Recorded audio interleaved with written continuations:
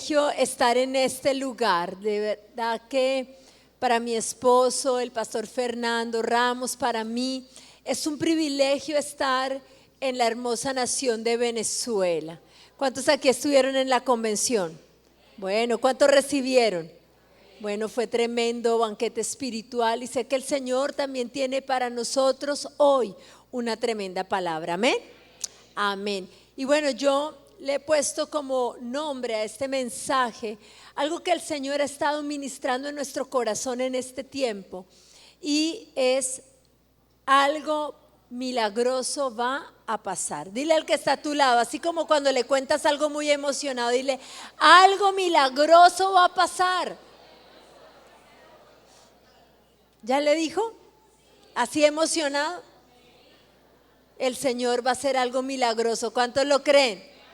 Algo milagroso va a pasar. Y miren lo que dice la palabra en 2 de Samuel capítulo 6 versos del 11 al 12.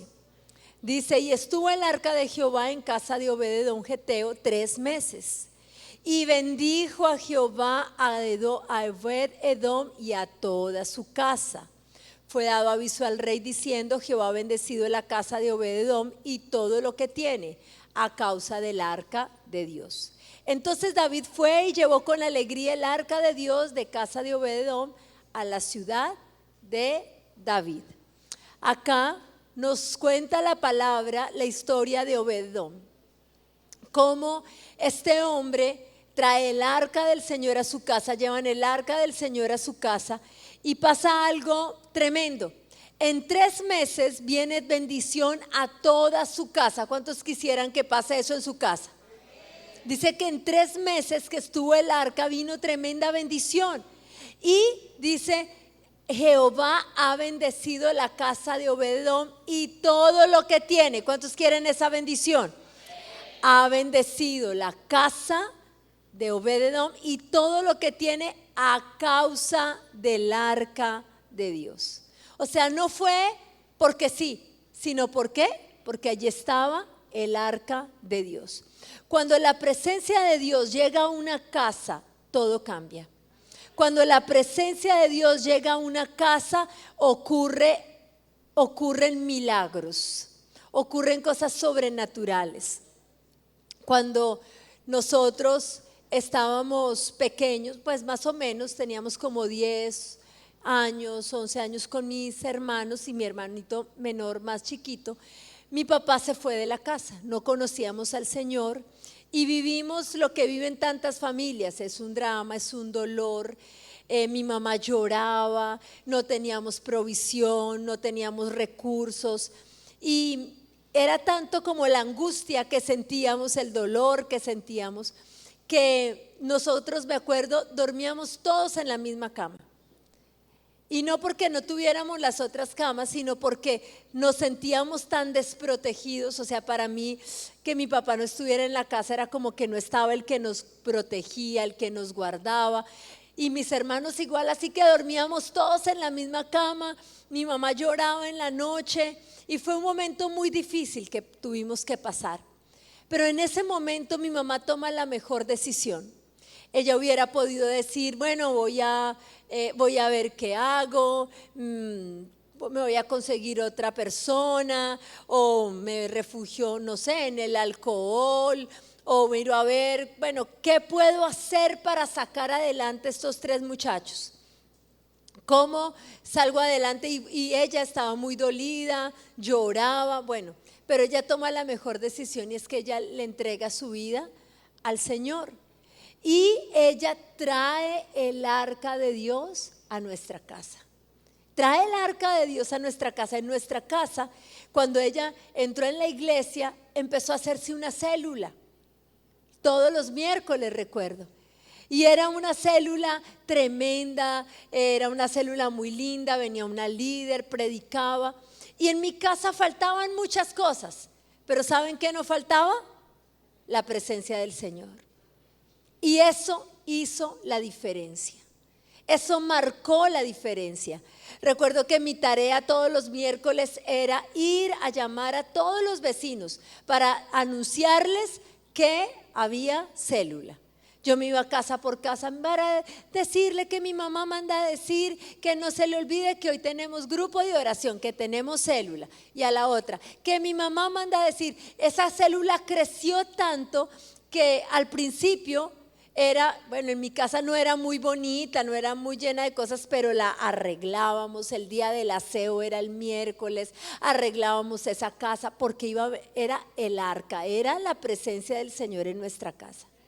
Y con el tiempo creció tanto que la gente ya venía con las sillas. Yo decía, ay, que recuerden que lleven la silla. Entonces la gente llevaba la silla, los vecinos llegaban con sillas porque no nos alcanzaban las sillas que teníamos en nuestra casa, que no eran muchas. Pero el Señor vino a nuestra casa y eso marcó toda la diferencia. Mis hermanos y yo crecimos en ese ambiente, y aunque en principio no fue fácil, y de pronto mi hermano menor, el mayor, con luchas, con dificultades, de pronto no, aparentemente la bendición no fue inmediata, pero hoy mis hermanos y yo le servimos al Señor. Mi hermano menor es pastor también de la Misión Carismática y es mi consiervo, ahora es de los 12 del pastor César Castellanos. Y es un milagro que el Señor hizo. Una madre, una mujer que hubiera podido meter a su casa otras cosas, trajo a su casa el arca, y eso marcó sus generaciones. Así que yo les digo, hoy el Señor te está diciendo, ¿qué estás entrando en tu casa? Obed-edom trajo el arca. Mi mamá, en el testimonio que te doy, trajo el arca a la casa. Y de pronto a veces uno trae cosas que contaminan la casa, que dañan la casa, pero hoy tiene que haber una determinación. Yo le voy a abrir un lugar especial a la casa, en mi casa, al Señor. Amén. Que tú de verdad tengas en tu corazón, voy a abrir mi corazón, voy a abrir la puerta de mi casa. Hoy el Espíritu Santo te va a decir, en tu casa debe haber una célula. Ay, pero pastor, es que mi casa es pequeñita, es que mi casa, pero ahí va a venir la bendición.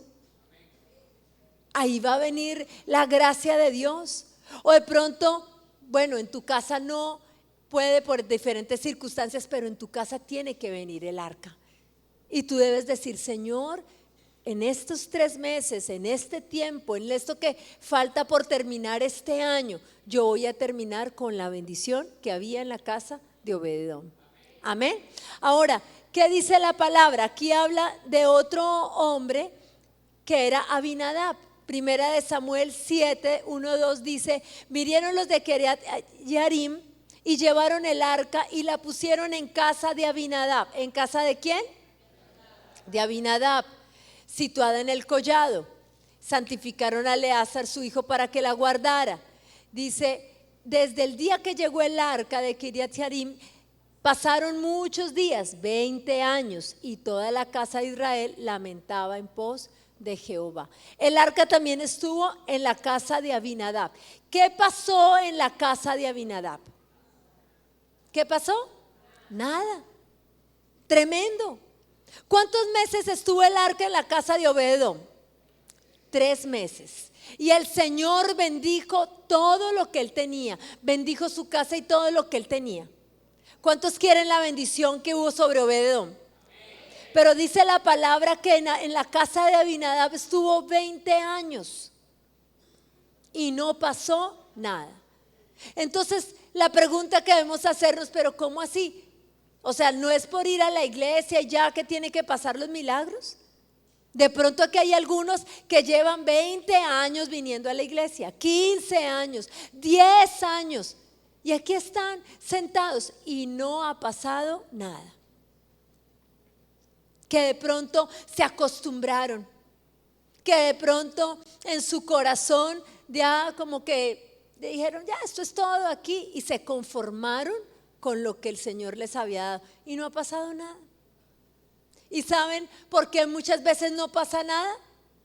Porque no pasa nada. ¿Y qué significa eso?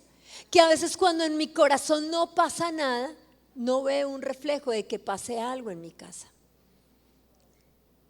Cuenta una anécdota de un hombre que venía a la iglesia y él se sentaba en la primera fila, llegaba temprano, el domingo era el día más especial, llegaba a la adoración, lloraba con las canciones, tremendo. Después la predicación, sacaba su cuaderno, anotaba el mensaje, esa palabra es para mí, y él empezó a crecer, pero de pronto empezó a acostumbrarse, a volverse, bueno, ya cada 8 días y como a cansarse. Y empezó, ay Señor, tremendo porque la iglesia ha cambiado mucho. Ya la alabanza no es igual. Yo creo que esos músicos están como mal con el Señor porque ya no es igual. Ya la presencia del Señor no es igual. Ya ese fluir, yo llegaba, lloraba, ya no. La predicación ya no es la misma. Esa predicación como que no me llega al alma, como que no sé, les falta como unción. Y él va a orar y le dice, Señor, guíame a qué iglesia me debo ir, porque en esta iglesia ya no pasa nada. Y empieza a orar y cuando él ora, el Señor le dice, no, es que donde no está pasando nada es en ti. Vuelve a tu primer amor, vuelve a que pase algo en tu corazón. Y él dice, bueno, voy a darle la oportunidad, voy a cambiar mi actitud. Voy a llegar, entonces vuelve a llegar temprano y ese día en la adoración levanta sus brazos, Señor, haz algo y comienza a adorar y tremendo mover del Espíritu Santo. Llega la palabra y la palabra es predicada y dice, esa palabra es para mí. Y él se da cuenta que no había pasado nada, pero porque en su corazón no había pasado nada, se había acostumbrado. ¿Y cuántos se acostumbran? En la casa de Abinadab estaba el arca, pero el arca era como un mueble más. Mi hijo, ¿dónde dejó las llaves? Ahí al lado del arca, ahí están. Ahí están. Cuando a ti la vida cristiana, las cosas, ahí está, siempre está ahí. Pero no le das honor a la presencia del Señor. No le das honor, no le das ese lugar de autoridad. Donde de verdad lo que marca tu vida está alrededor del arca del Señor. Y Abinadab estaba así y no pasaba nada. Entonces lo primero cuando no pasa nada es cuando nos acostumbramos. La vida cristiana se vuelve una costumbre. Yo no voy a misa, yo voy a la reunión del domingo, yo no voy a esto, yo voy allá. Y cumplo. Y el Señor me pondrá un chulito, pero de pronto pasa 1 año, 2 años, 3 años, 4 años y hasta 20 años y no está pasando nada. ¿Cómo están tus hijos? ¿Cómo están tus generaciones? ¿Cómo está tu llamado? ¿Estás creciendo? ¿Estás avanzando? ¿Estás conquistando? ¿Estás superando? Estás viviendo procesos donde sientes que, como dice la palabra, que la senda del justo es como la luz de la aurora que va en aumento hasta que el día es perfecto. O sea, realmente dices, estoy avanzando, o me quedé ahí, no pasa nada. Pero ¿cuántos hoy quieren renunciar a la costumbre? Porque dicen, algo milagroso tiene que pasar. Diga bien fuerte, algo milagroso va a pasar. Algo poderoso. No te acostumbres. La liviandad también hace que no pase nada. Cuando tú permites tal vez el pecado, el chisme, la inmoralidad y piensas, ay, eso no pasa nada. Qué exageración. Qué exageración. Pues yo voy a la iglesia, pero pues también uno a veces se desahoga con los hermanos y habla y dice las cosas y de pronto estás cayendo hasta en murmuración, pero eso no pasa nada. Yo permito el pecado en mi casa, pero eso no pasa nada. Permite hasta de pronto mirar a otra mujer que no es mi esposa, pero no pasa nada tampoco, qué exageración. Y por creer que no pasa nada, te volviste liviano, abriste la puerta al pecado y en tu casa no pasa nada como en la casa de Abinadab. Y hoy debes arrepentirte y decir, Señor, perdona si yo dejé entrar el pecado a mi casa. Si empecé a ser permisivo, si para mí todo era no pasa nada, no pasa nada.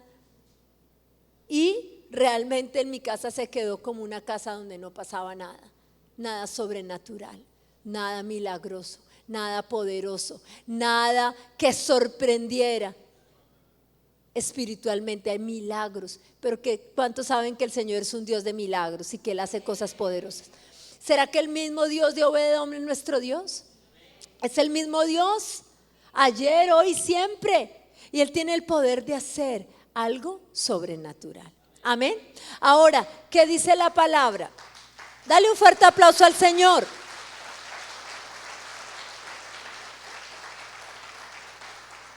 Cuando el arca llega a una casa, hay que darle ese lugar, hay que honrar su presencia. ¿Y qué elementos había en el arca? Dice la Biblia en Hebreos capítulo 9 versos 3 y 4, tras la segunda cortina estaba la parte llamada el lugar santísimo, el cual tenía el altar de oro para el incienso y el arca del pacto. Dentro del arca había una urna de oro que contenía el maná, la vara de Aarón que había retoñado y las tablas del pacto. Tres elementos que llegan a nuestra casa para transformarlo todo. Cuando el arca del Señor llega a tu casa, llegan estos tres elementos. El primero dice maná.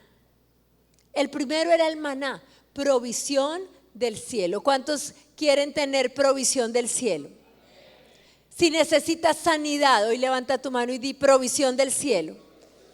¿Cuántos saben que nuestra sanidad proviene del Señor?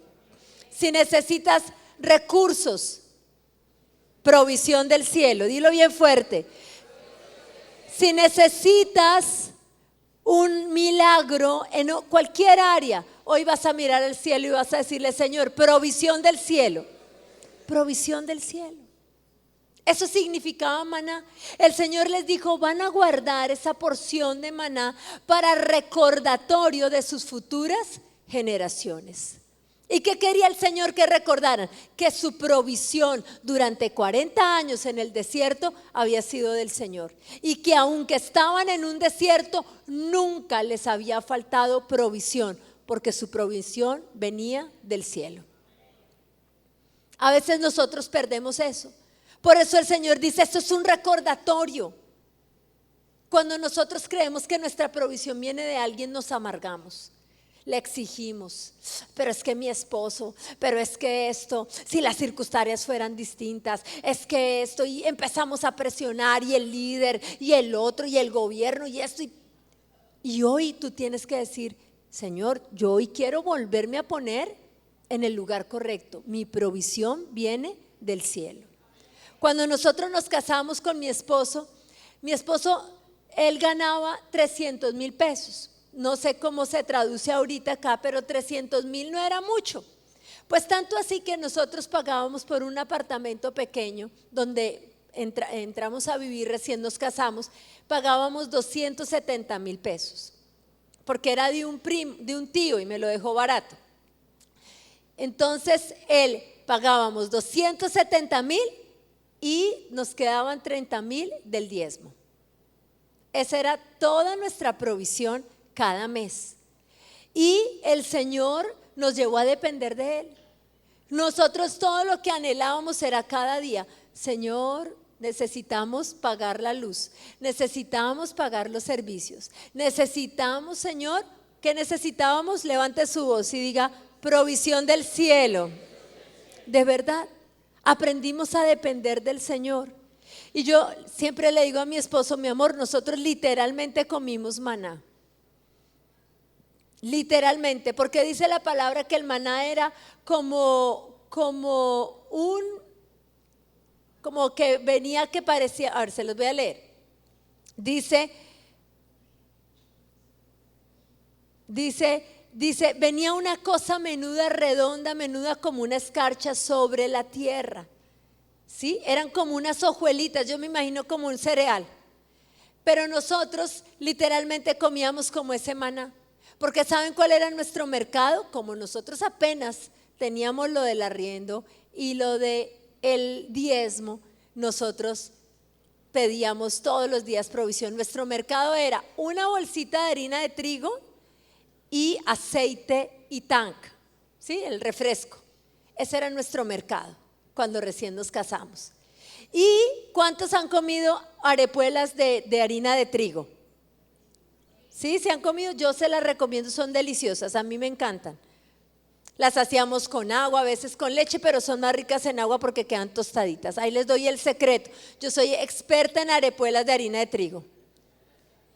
Y ese era nuestro maná y eso era lo que nosotros comíamos. Y ya cuando teníamos así que mi esposo había dictado otra clase, porque él dictaba clases de guitarra, que teníamos, entonces comprábamos de pronto un día unos champiñones en la tienda, me acuerdo comprábamos como 3 y se los poníamos así. No, eso ya era que estábamos en un nivel más alto de prosperidad. Ya habíamos llegado a otro nivel, de pronto un día una pechuga y le poníamos pollo. No, ya mejor dicho, nos sentíamos riquísimos. Pero esa fue nuestra provisión. Pero aprendimos a depender de Dios. Pero cuando hay dependencia, hay obediencia. Amén. ¿Cuántos saben que dependencia significa obediencia? Porque hay personas que en el momento de la dificultad dejan de obedecer. Ay, no, yo no vuelvo a la iglesia, me voy a dedicar a este trabajo 100%. Entonces no hay dependencia. O de pronto dice, no, yo ya no vuelvo a diezmar, yo no vuelvo a ofrendar porque me hace falta ese dinero. Entonces no hay dependencia. O se meten en un negocio inadecuado, ilegal. ¿Por qué? Porque no hay dependencia. No, pastora, me tocó. No hubo dependencia. Y yo sé que depender, porque yo lo viví, no es fácil. Pero la dependencia que tiene que ver con la obediencia trae provisión del cielo. Amén.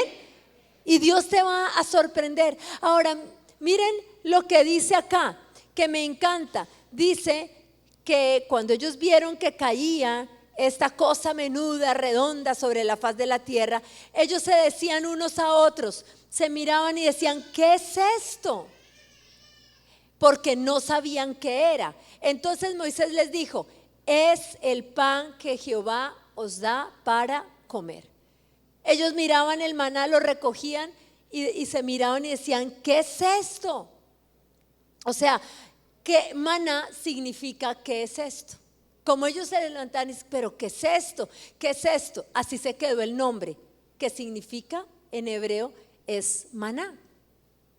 Así que ellos tenían una sorpresa todos los días, o sea, era como se asombraban por la bendición. ¿Cuántos quieren vivir el qué es esto de Dios? Que cuando tú digas, wow, pero ¿qué es esto? ¿Cuántos han sentido alguna vez esa sensación de qué es esto tan tremendo que el Señor ha hecho? ¿Cuántos quieren que cuando los miren digan, pero esta familia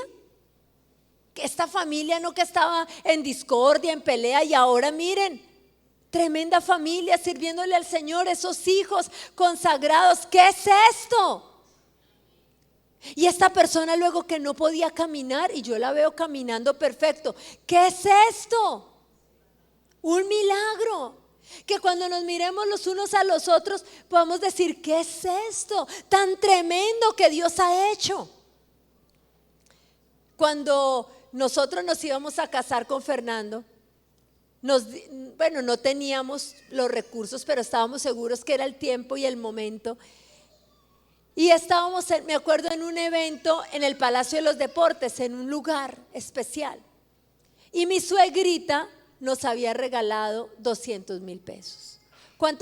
El pastor César dice que si la suegra se quiere meter en el matrimonio de sus hijos, se meta con una nevera, con un televisor, con la lavadora, que se meta con regalos.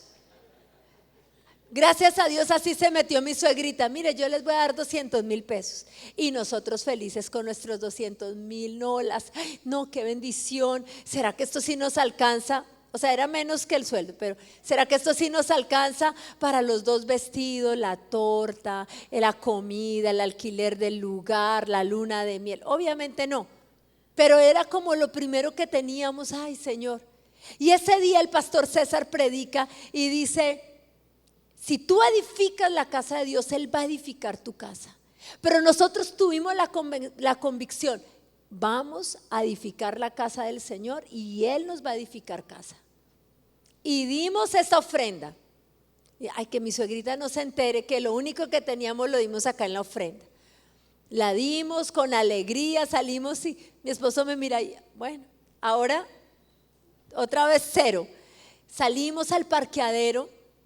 Cuando íbamos en el parqueadero, yo siempre he estado trabajando en la parte política, además de ser pastora.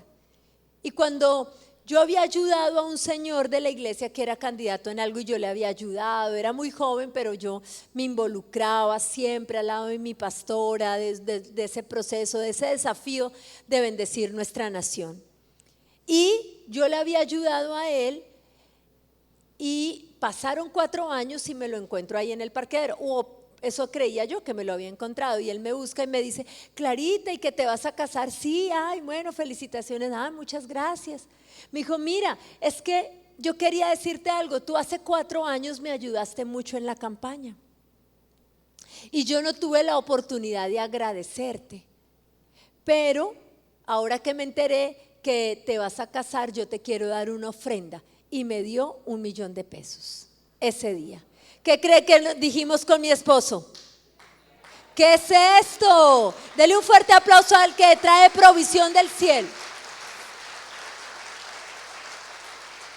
Ahora yo les pregunto, ¿ustedes creen que el Dios que trajo provisión cada día durante 40 años es el mismo Dios que hoy puede traer provisión a cada hogar? Amén. Así que usted va a poder decir ¿qué es esto? Como el pueblo de Israel lo dijo. A ver, ¿cómo usted lo diría? A ver, diga así, ¿qué es esto? A ver, cójase así la cabeza como cuando usted se sorprende. Porque aquí se ven así, pero usted la verdad cuando le cuentan algo, ¡ay, no, de verdad! ¿Cierto? A ver, vamos a decir, ¿qué es esto? Tremendo. Que usted diga, ¿qué es esto? ¿Qué provisión del cielo? Esto viene de parte de Dios. Y les digo, Dios nos trajo provisión. Pero no solamente la provisión financiera. Aquí al que está soltero, Dios le va a proveer un buen esposo. Amén. El que necesita un milagro de sanidad, el Señor te va a sorprender con sanidad. Viene provisión del cielo. ¿Y tú qué vas a decir? ¿Qué es esto? Y la gente va a decir de ti. Y la gente va a decir, ¿pero qué es esto? Porque yo lo he visto. Y lo he visto en la vida de otros y he dicho, tremenda provisión de parte de Dios. Amén. Ahora, dice además la palabra que había otro elemento. Y ese otro elemento era la vara de Aarón que reverdeció. El Señor les había dicho, guarden ahí también esta vara, para que también quede como testimonio de una vara que había estado activa, que había sido poderosa, pero se había secado. Y eso puede pasar, como que te secas y queda ahí y se secan los sueños y se seca la autoridad y era el recuerdo de algo que había sido y ya no era. Pero tú no puedes ser el pasado. Ay, sí, Dios hacía conmigo. Tú debes ser el presente y el futuro de la iglesia. Que tú digas, esto va a reverdecer. Esto va a reverdecer. Lo que un día fui, no será, ay, será como antes. No será como antes. La gloria postrera de esta casa será mayor que la primera. Amén. Dele un fuerte aplauso al Señor.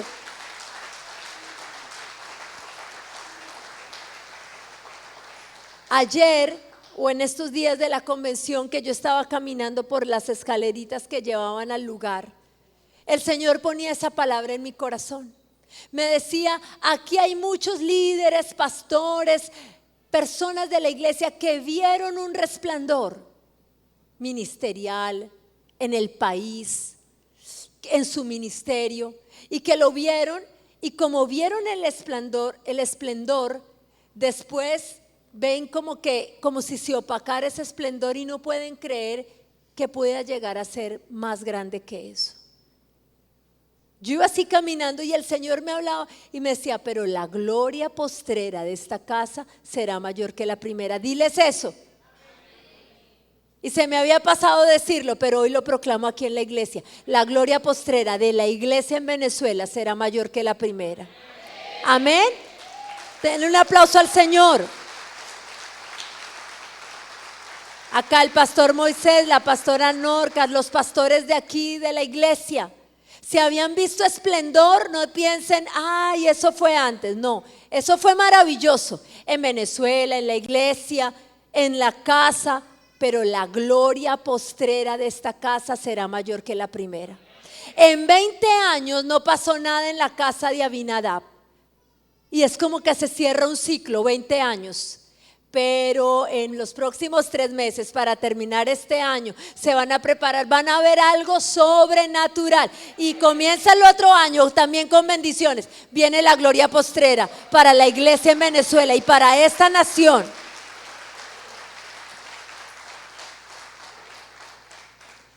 La vara de Aarón que reverdeció. Todo lo que está seco sí puede vivir.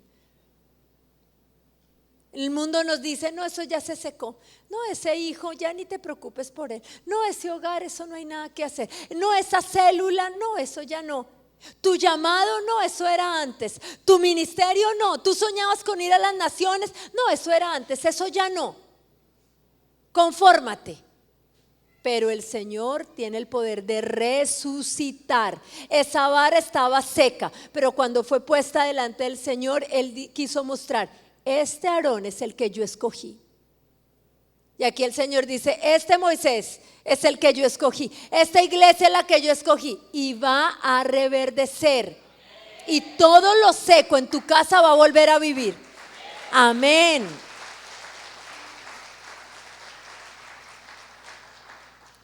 Y por último son las tablas de la ley. ¿Qué dice Josué 1:8? Nunca se apartará de tu boca este libro de la ley, sino que de día y de noche meditarás en él para que guardes y hagas conforme a todo lo que en él está escrito, porque entonces harás prosperar tu camino y todo te saldrá bien. Si yo les pregunto, ¿cuántos quieren que todo les salga bien? Amén. Pero ahí hay antes algo más. Quisiéramos que los milagros fueran como así, como que viene humo y ¡tum! Todo se transformó. Aún el Señor para traer el maná les dio indicaciones.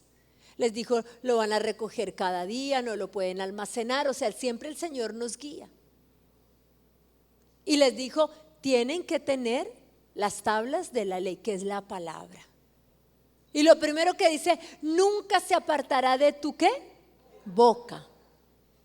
Y aquí hay algo bien importante, es ¿qué hablas tú? ¿Qué dices? ¿Qué es lo que hay en tu boca?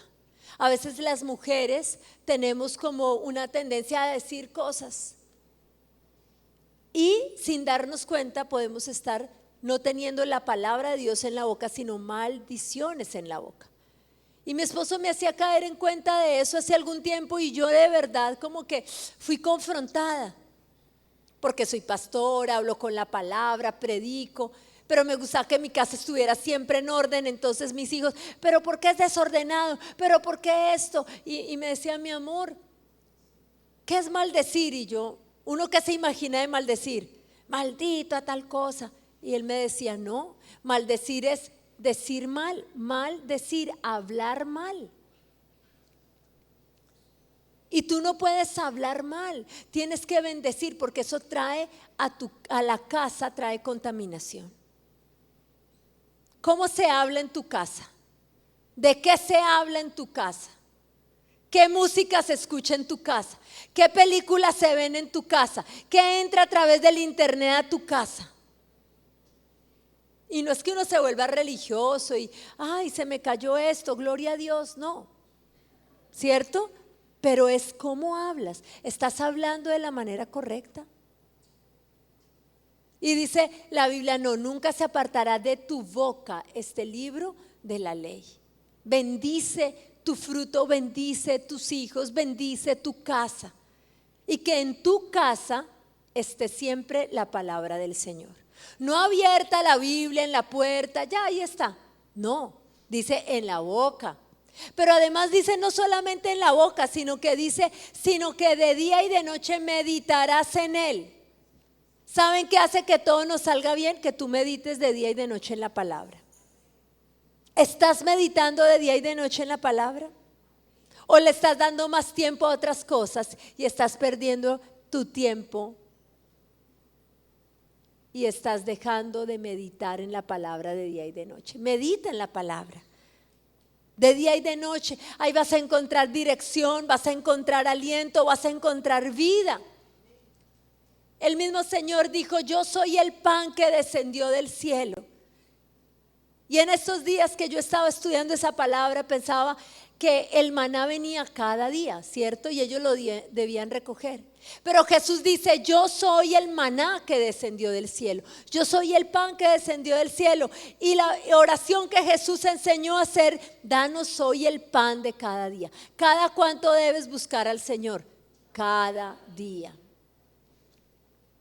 De día y de noche meditarás en ella. De día y de noche, llénate de la palabra, llénate de la palabra. Vas a tener palabra para ti, vas a tener palabra para tus hijos, vas a tener palabra para tu ministerio, vas a tener palabra para tu nación. Pero además no solamente es que medites en ella, sino que guardes y hagas conforme a él está escrito. Obediencia. ¿Qué me dice a mí la palabra? Para romper con la religiosidad. No quiero como la casa de Abinadab, no quiero que no pase nada. Yo voy a empezar a moldar mi vida a la palabra, porque quiero que sea prosperado mi camino y que todo me salga bien, como le pasó a Obed-edom. Amén. Dice: porque entonces harás prosperar tu camino. Miren lo sencillo, es un pasaje, Josué 1:8, pero nos habla de las tablas, nos habla de la palabra que debe gobernar nuestra vida. El Señor sí hace milagros. El mismo Dios que estuvo con el pueblo de Israel en el desierto es nuestro mismo Dios. Porque dice la Biblia: Él es el mismo ayer, hoy y siempre. Lo que pasa es que a veces nosotros no nos preparamos. Tiene que pasar algo en nosotros para que algo pase. Pero yo les digo, algo sobrenatural va a pasar. Yo lo creo. En estos próximos 3 meses vamos a ver milagros. Pero tú vas a preparar tu corazón para que se revolucione por dentro y algo pase por fuera. Amén. Vamos a orar. Vamos a orar. Yo quisiera hoy que tú te pongas de pie. Y yo quiero orar hoy por ustedes. Levanta tus manos al cielo. Aquí está el Espíritu Santo, aquí está el Señor. Y comienza una nueva etapa, un nuevo tiempo. Yo no sé cuántos aquí han pasado 20, 10, 5, no sé cuántos años y dicen: nada pasa. Pero yo quiero que pase algo nuevo en mi corazón, en mi vida, que comience algo nuevo en mi ser. Levanta tus manos y dile: Señor, yo quiero que tú hagas algo nuevo, diferente. Levanta tu voz al cielo. Señor, tú estás aquí, tú estás obrando, Señor. Y yo quiero orar por aquellos que sienten que han estado como en la casa de Abinadab, pero que están anhelando: Señor, renueva mi espíritu, reverdece. Que se han sentido secos, que se han sentido como que se habían muerto los sueños, que se había muerto el fluir. Yo quiero orar por ti, yo quiero que vengan aquí al frente rápidamente. Yo quiero orar por aquellos que se han secado su ministerio, su llamado. Ven rápidamente. Y si estás aquí al frente, levanta un clamor. Levanta un clamor, porque tú estás clamando que algo nuevo pase. Levanta un clamor en tu corazón hoy. Oh, Shira, si tú quieres que algo pase hoy, vas a clamar. No escucho ese clamor, no escucho ese. Es un gemir, es un deseo profundo, es una necesidad como el ciervo brama por las corrientes de las aguas. Hoy tú vas a clamar, hoy tú tú vas a clamar, hoy tú vas a pedir, Señor. Yo hoy renuncio a la costumbre, yo hoy renuncio al conformismo. Algo nuevo va a pasar, algo milagroso va a pasar, yo lo creo. Se cierra una etapa, empieza una nueva, Señor, un nuevo avivamiento, porque la gloria postrera de esta casa será mayor que la primera. Todos levanten sus manos. Y mírenme acá un momento. Mírenme acá un momento. Dice la palabra, cuenta la historia de una mujer, de la Sunamita. Una mujer que veía que el profeta pasaba, venía, les daba una palabra, se iba. Y ella dijo: no, yo quiero que el profeta Eliseo se quede en mi casa. Y es cuando tú anhelas: Señor, quédate en mi casa. Abro un lugar en mi casa para ti. Un lugar de oración, un lugar de autoridad, una célula en mi casa, un tiempo devocional. Hoy tú le vas a apartar ese tiempo, ese lugar al Señor. Y la Sunamita le dijo a su esposo: vamos a hacerle un lugar y vamos a poner allí una cama, una mesa, un candelabro, una silla. Y eso tiene que ver también con el arca, porque el candelabro es la lámpara para nosotros que ilumina las tablas de la ley. La mesa, el lugar del pan, del maná, de la provisión. La silla es autoridad y es reverdecer en la autoridad.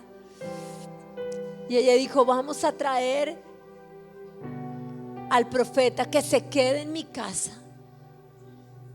Aquí se tiene que quedar. Y en el momento de la dificultad, en el momento de la prueba, cuando su hijo murió, ella nunca maldijo. Su esposo le dijo: ¿qué pasó? Y ella: ya vengo. No quiso pronunciar palabra. ¿Está todo bien? Bien. ¿Todo bien? Bien. Pero se fue solamente a donde el Señor y se agarró a los pies del profeta y le dijo: bendíceme. Ella sabía que en su casa había un lugar que ella había preparado para los milagros. Y su hijo que estaba muerto resucitó. Yo te digo: sí, tu hijo va a resucitar. Aquí hay madres que han luchado por sus hijos. Sí, ellos van a resucitar. Tu ministerio había muerto, va a resucitar. Tu llamado te había sentido seco, va a resucitar. Acá los pastores aún del equipo, está el Señor resucitando sueños. Porque el enemigo había querido robar el sueño. Y el Señor les dice a los pastores del equipo de 12, a los líderes: el Señor está resucitando el sueño. La vara de Aarón va a reverdecer. Esa vara va a volver a abrir el mar. Esa vara va a volver a hacer milagros.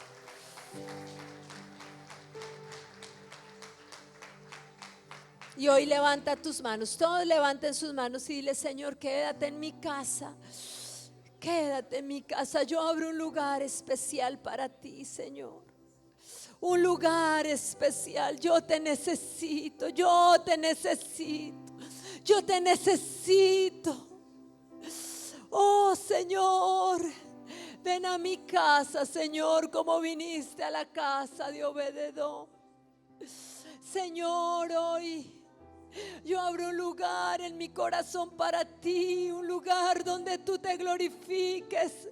Perdóname cuando dejé de depender de ti. Perdóname cuando me alejé de la palabra, del llamado. Y hoy vamos a cantar y adorar al Señor como lo hizo la Sunamita. Vamos a decir sus palabras. Viniste a mi casa. Hoy proclámalo.